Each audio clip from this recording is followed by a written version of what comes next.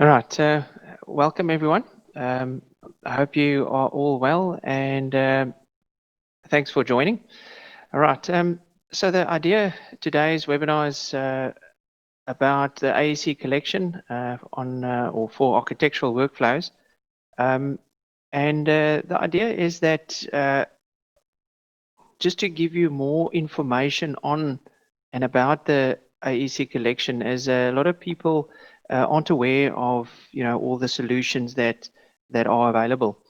All right, so the idea or the agenda, first we're just going to look at the introduction, what it's all about. We're going to tackle some of the software, and then we're going to conclude. Right, so the idea or the idea Autodesk has with the architecture, engineering, construction collection is to cater for the whole workflow within a building environment, and it can be an architectural, engineering, or construction workflow. Yes, there are other softwares that can plug into the gaps, but the idea with this is to cater for most tasks. Right, there are a number of softwares, products in the collection, and ranging from Revit, AutoCAD, even Navisworks for the construction side, and project management.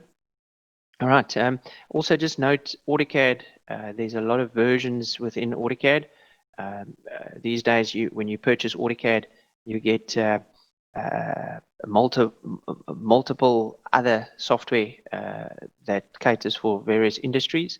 One that we can note there is the AutoCAD raster design, but the others obviously also are available for you to use. Right. Okay, so I'm going to start with the FormIT Pro, and the idea behind FormIT is to for the designer or the conceptual designer to sketch down their idea on a form of digital drafting application instead of on paper. Now, the main reason behind it is to reduce the rework. If you look at an environment in an architectural sense, maybe the designer or the main architect would sketch out an idea on a piece of paper. He'll pass that on to a draft person, and he'll have to redraw and copy the idea to his best to his ability on a CAD application.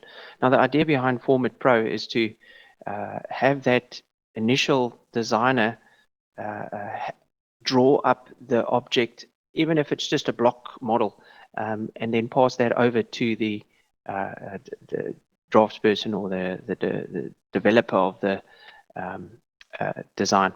On the left-hand side bottom, there is a block model, but it just shows the concept of the so you don't develop the doors, windows, and that. The idea is not to develop that as far as that, but it can start with just block models, positioning on site, looking at sun angles, and that sort of thing. There is a couple of features that you can use to optimize position on site with regards to sun angles, calculating floor areas, energy analysis, and that sort of thing. And you can, with the press of a button, get the information. The middle image there at the bottom is the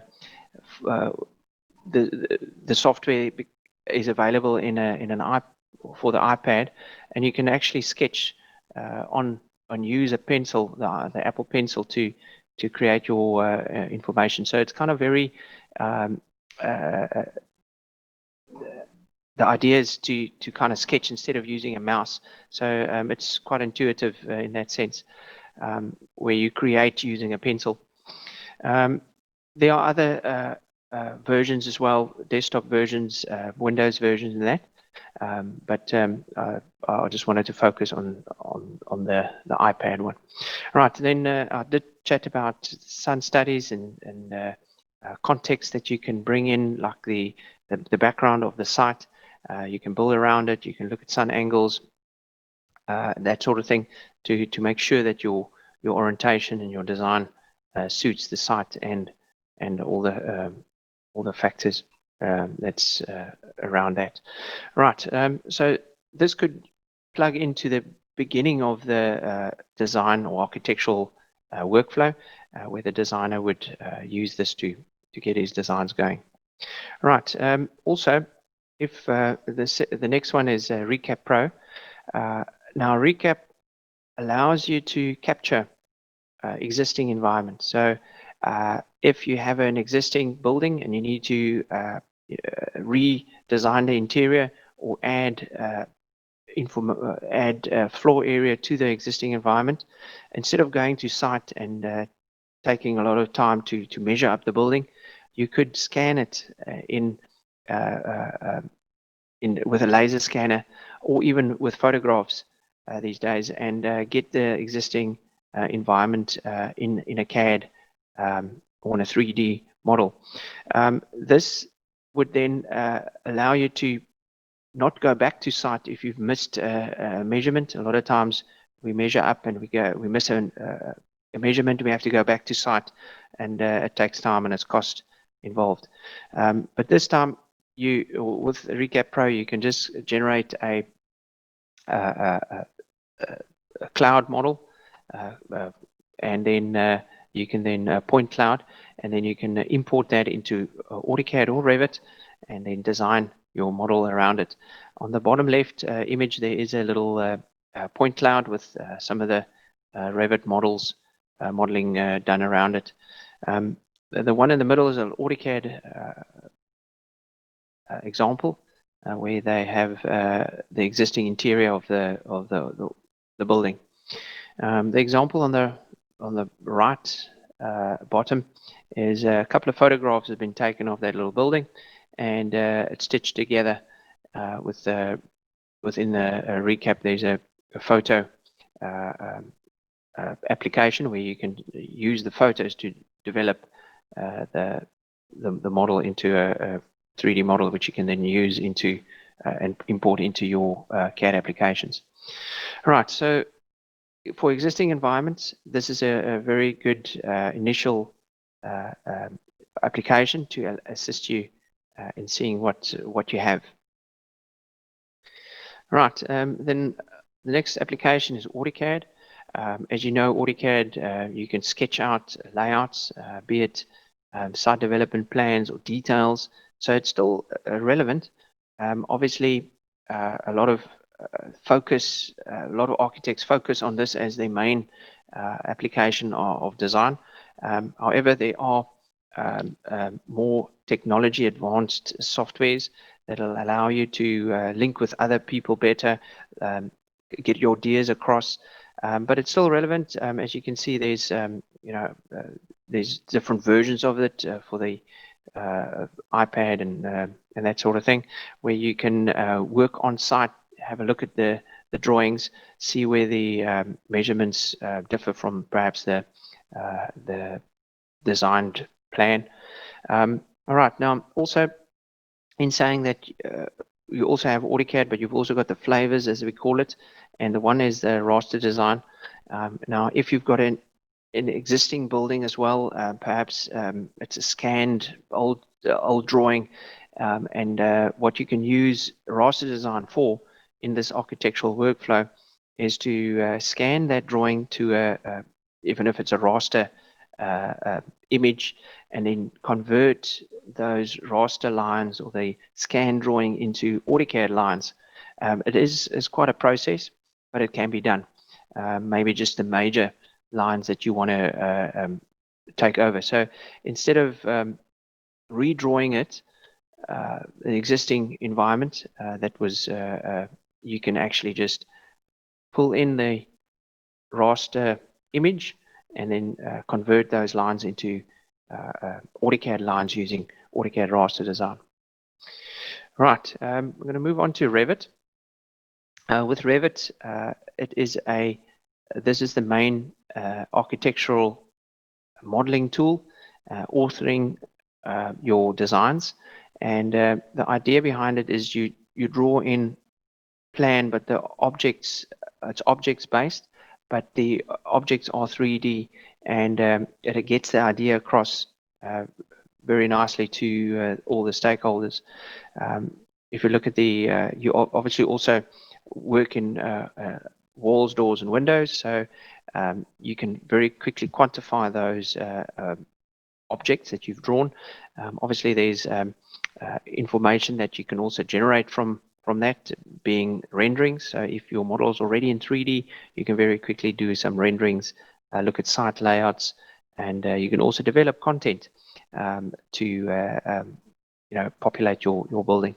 All right, so the Revit is an all-encompassing software that that most architects these days use to develop their models and kind of drawings. Right. Looking also at another little application called Insight. It is part of Revit now these days, and what it allows you to do is to look at various factors that could influence your design and your building. I've just highlighted two of them. The one on the left bottom is basically your natural lighting.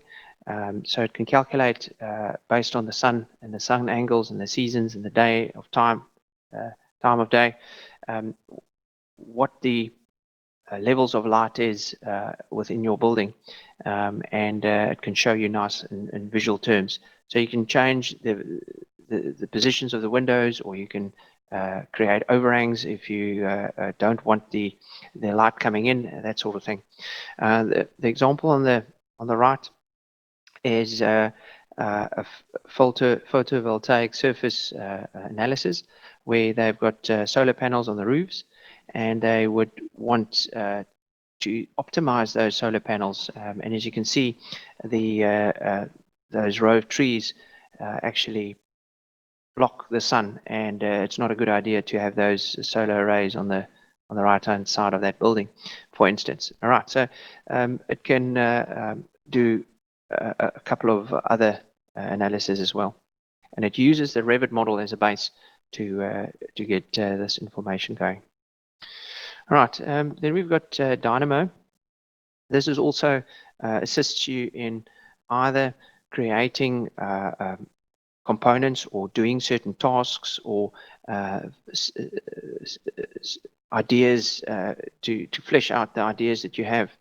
Now it's a visual programming tool, and it allows you to create scripts, and those scripts you can reuse, obviously. So if you use it once for a specific truss or that sort of thing, you can reuse it in future. The softwares that Dynamo can already is prevalent in, it's Revit and Civil 3D and a little bit of AutoCAD, Advanced Steel, which we're going to get to, and Robot as well. Now, so the scripts that you can run, it's open source, so there's lots of them available. You can do things simply by maybe selecting a number of items and then maybe renaming them, or you can do very complex scripts like what they show there on the bottom. Right, creating various structures and forms and various things based on a certain number of factors. All right, and these you can also program them that to change shape as those factors adjust. Right, so this will also allow you to, when creating your models in Revit, to optimize them as a better to optimize your models, I guess. All right, then taking it either to sell your models or to present your models or your building, you can do some rendering within 3D Studio Max. Now, 3D Studio Max can also do lighting analysis and that sort of thing, but the main idea behind it is to present your model, either to sell it or to sell the product that you've designed, or just to present it showing pretty pictures. Now, 3D Max has been around for a long time, so which means it's been enhanced, and there's many features in 3D Studio Max that can be used. So the more features there are, the more difficult it seems to be to learn.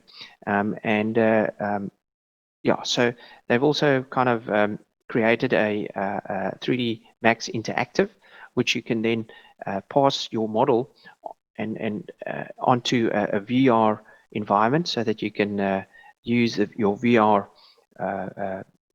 devices to present your model to someone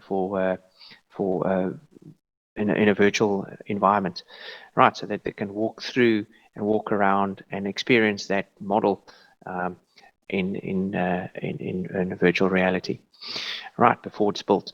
Okay, so that is a software that's in the collection already, that you don't have to spend any money for. Yes, a little bit of training, I guess, and then you can present your models realistically.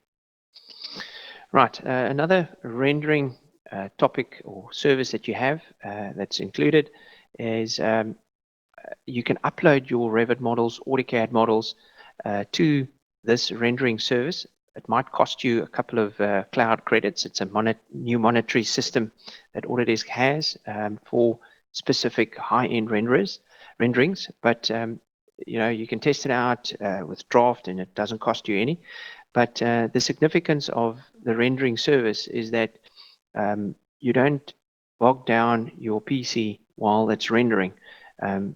You upload your rendering to the service, and it then gets rendered on the cloud, and you would just get a notification by email, perhaps, that the model has been rendered, and you can go and download the JPEG or the image. Now, on the left is just a rendering. On the right, there is a panorama rendering, which is a 360. It's a flat now, but it's a 360-degree environment. So if it wraps around around a sphere, you can actually look inside that area, and it allows you to, with VR, to experience that interior of the building. Now, that rendering service caters for that static rendering, where it allows it, you know, that you can import into a VR system. All right. Okay, then we've also got a software or a storage area called Autodesk Drive that's also included. It's got or it allows you to upload your models, and you can also use that to kind of back up your information offsite. It's free, and it doesn't cost you anything.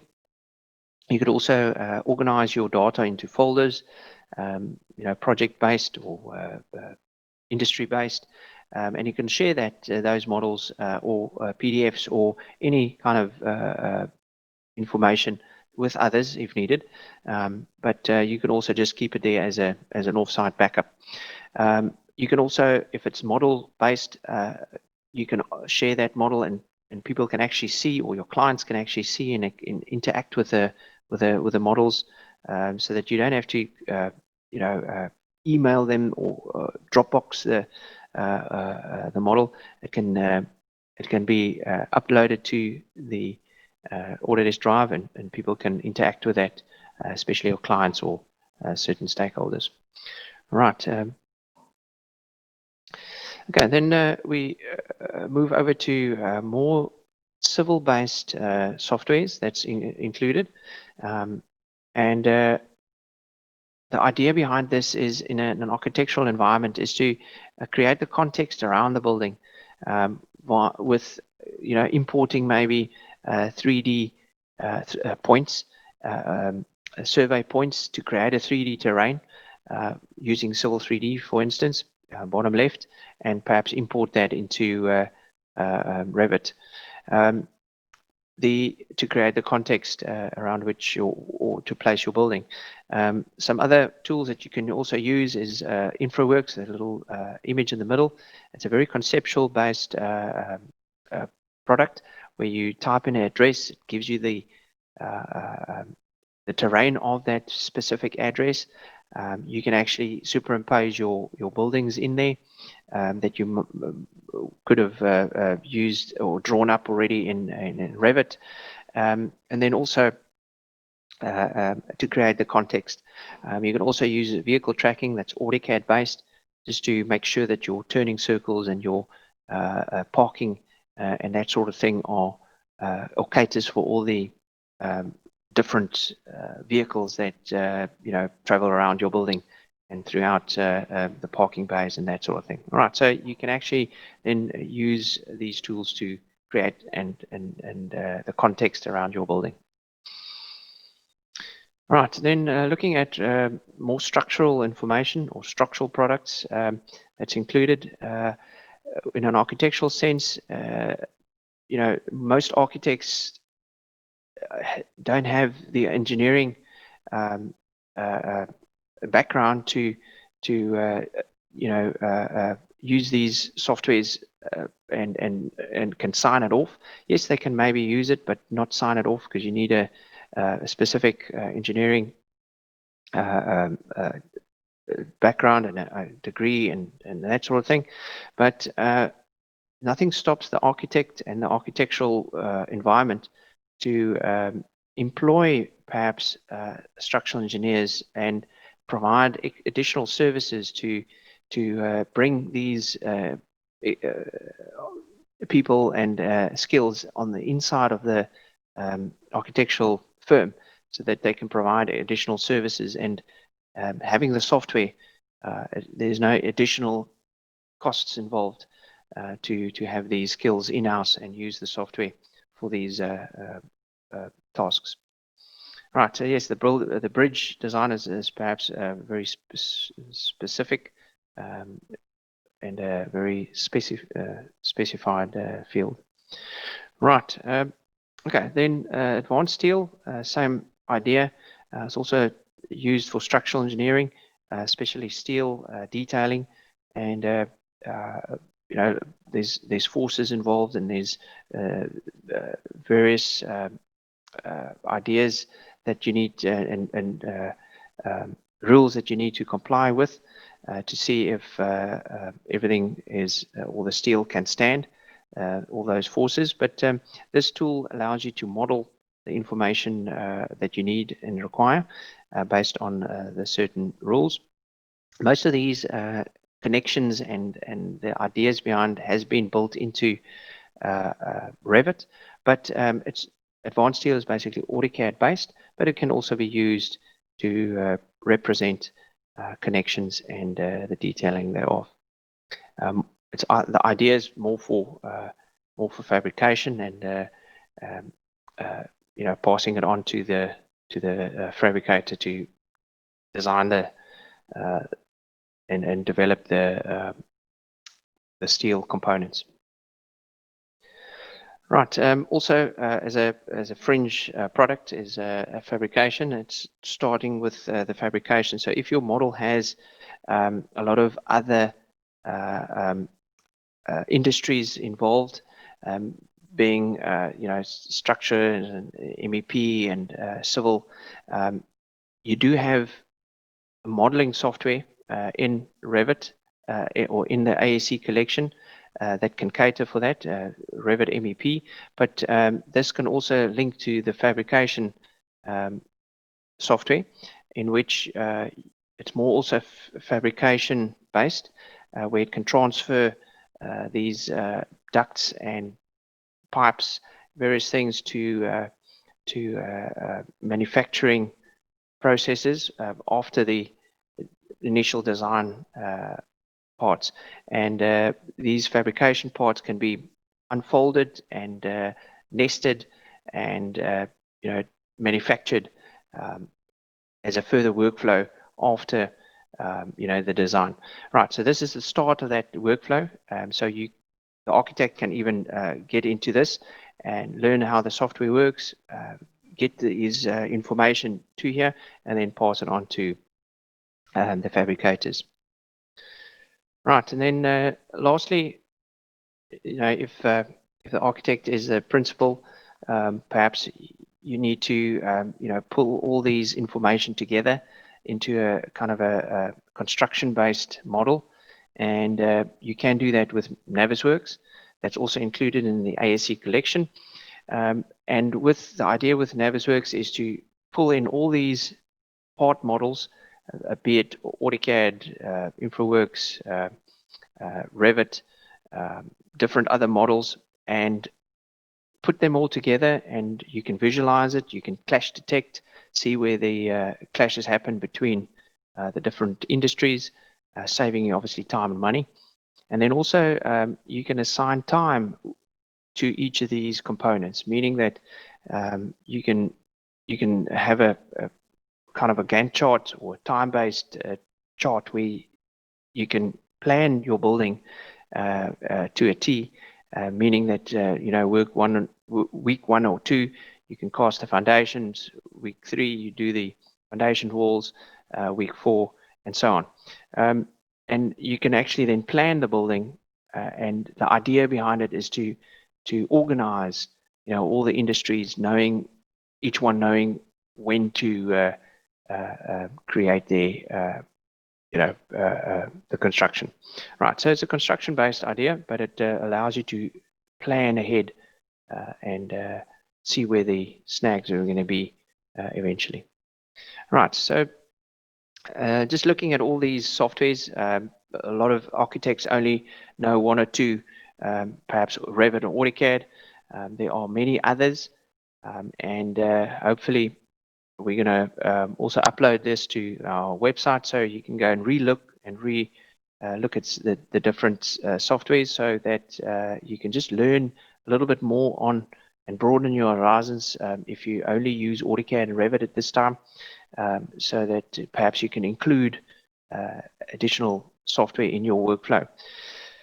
All right, also just note, us working at home, there are various trial softwares that Autodesk has extended their trials for us, especially the BIM 360, where you can actually take your Revit model and upload it to the cloud and share your model with others, and so you don't have to physically go to work, and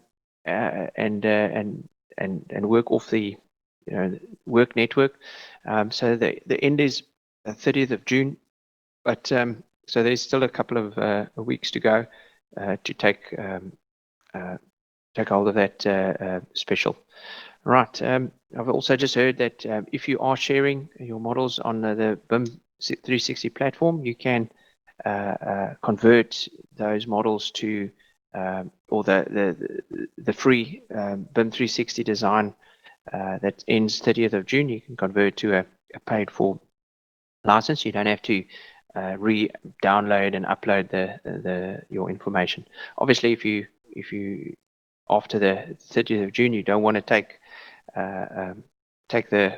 or convert the software to a commercial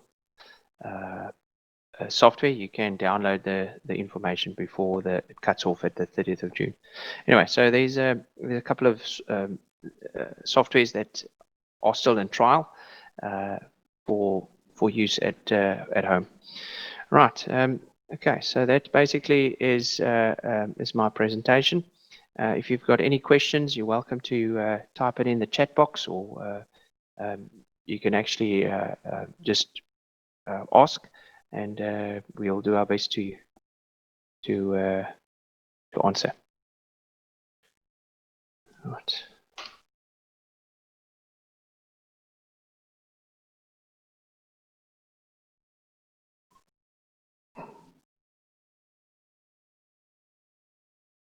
Right.